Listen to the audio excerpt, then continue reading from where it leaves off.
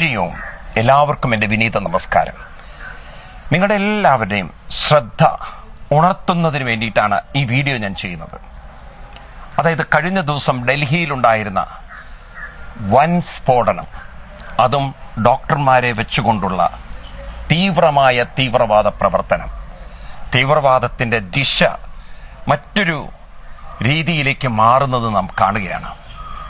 Pakistan sponsor ചെയ്യുന്ന തീവ്രവാദം ഇപ്പോൾ വൈറ്റ് കോളർ ജോബ് ചെയ്യുന്ന ഡോക്ടർമാരെ തെരഞ്ഞെടുത്തുകൊണ്ട്, അതും സ്ത്രീകളായിട്ടുള്ള ഡോക്ടർമാരെ കൂടി ഉൾപ്പെടുത്തിക്കൊണ്ട് നടത്തുന്ന ഒരു തീവ്രവാദം, അതും എങ്ങനെ ഇസ്ലാം അല്ലാത്തൊരു സമൂഹത്തെ നശിപ്പിക്കണമെന്ന് വളരെ സയന്റിഫിക്കലി ഗവേഷണം നടത്തി, പോയിസൺ ചെയ്യണമെങ്കിൽ പോയിസൺ ചെയ്യണം, തീവ്രമായ ബോംബ് പൊട്ടിക്കണമെങ്കിൽ അത് ചെയ്യണം, ഇതൊക്കെ തീരുമാനിച്ചുകൊണ്ട് കച്ചകെട്ടി ഇറങ്ങിയിരിക്കുന്ന കുറെ ഡോക്ടർമാര് നിങ്ങൾ ആലോചിച്ച് നോക്കി. ഇത്രമാത്രം ഒരു അധപ്പതനം ഒരു സമൂഹത്തിന് വരുന്നു എന്നത് എത്രമാത്രം അവിശ്വസനീയമാണ്.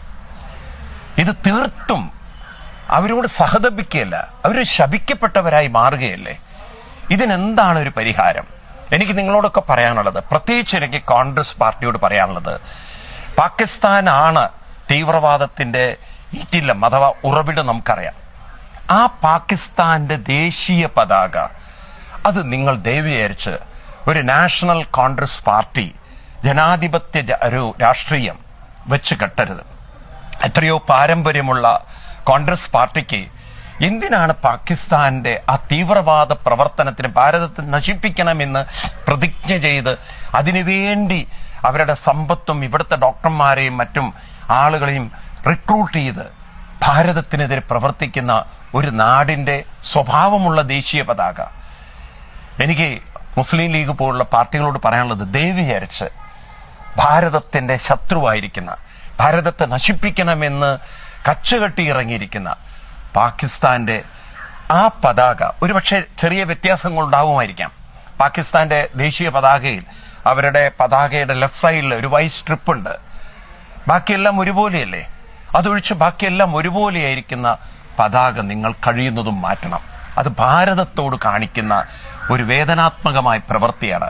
നിങ്ങൾ തീവ്രവാദത്തിന് കൊടുക്കുന്ന ഒരു സപ്പോർട്ട് പോലെയാണത്. ദേശീയ കാഴ്ചപ്പാടോടുകൂടി ആരംഭിച്ച ഇന്ത്യൻ നാഷണൽ കോൺഗ്രസ് പാകിസ്ഥാന്റെ പതാകയോട് റിസംബിൾ ചെയ്യുന്ന ഒരു പതാക കൂട്ടിച്ചേർക്കുമ്പോൾ എന്ത് സന്ദേശമാണ് ഈ ഭാരതത്തിലുള്ളവർക്ക് മനസ്സിലാക്കാൻ സാധിക്കുക? കാരണം ഭാരതം പഴയ ഭാരതമല്ല. ഇന്ന് ആളുകൾ കൂടുതൽ കാര്യങ്ങൾ പഠിച്ച് മനസ്സിലാക്കിക്കൊണ്ടിരിക്കുന്ന കാലമാണ്. അതുകൊണ്ട് നിങ്ങൾ വേണം പാകിസ്ഥാന്റെ പതാകയോട് ചേർന്ന് നിൽക്കുന്ന ഒരു പതാകയും ഇന്ത്യൻ നാഷണൽ കോൺഗ്രസ്, ഒരു ജനാധിപത്യത്തിൽ വിശ്വസിക്കുന്ന ഇന്ത്യൻ നാഷണൽ കോൺഗ്രസ് ചേർത്ത് വെക്കരുത്.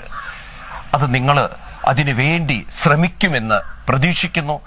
അല്ലെങ്കിൽ ഭാരതത്തിലുള്ളവര് ക്രമേണ നിങ്ങളെ വിലയിരുത്തുന്നത് നിങ്ങളും ഒരു തീവ്രവാദത്തിന് അനുകൂലമായി നിൽക്കുന്ന സംഘടനയായിട്ടായിരിക്കും. നിങ്ങൾക്ക് മതേതരത്വമല്ല ഉള്ളത്, മറിച്ച് നിങ്ങൾ ഒരു മതത്തിനു വേണ്ടി മാത്രം നിലകൊള്ളുന്ന ഒരു സംഘടനയായിട്ട് വിലയിരുത്തും. അത് നിങ്ങളുടെ അധപ്പതനവുമായിരിക്കും. അതുകൊണ്ട് ഇക്കാര്യത്തിൽ ഒരു വിശാല വീക്ഷണം നിങ്ങൾക്കുണ്ടാവണം. അതിനെ നിങ്ങൾ ഉറച്ച തീരുമാനങ്ങൾ എടുക്കേണ്ടതുമുണ്ട്.